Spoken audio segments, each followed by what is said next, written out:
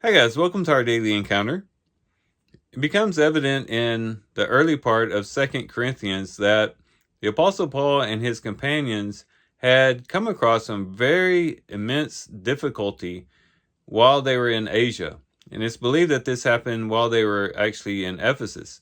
1 Corinthians was written while Paul was in Ephesus.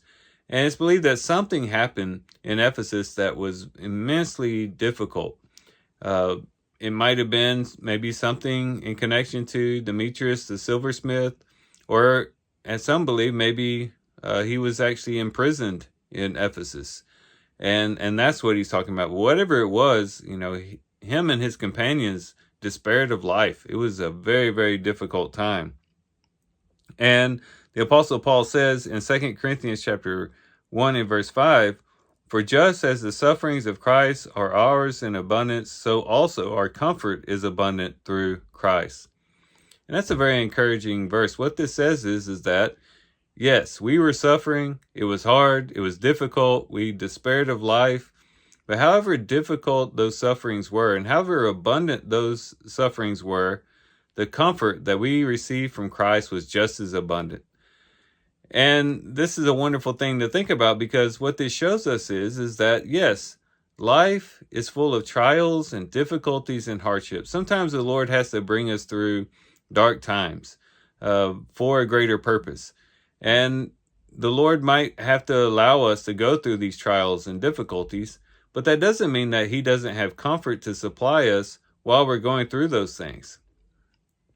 And we could even say that there's nothing that we can experience in this life that can be so bad that God's comfort can't cover us in that particular situation.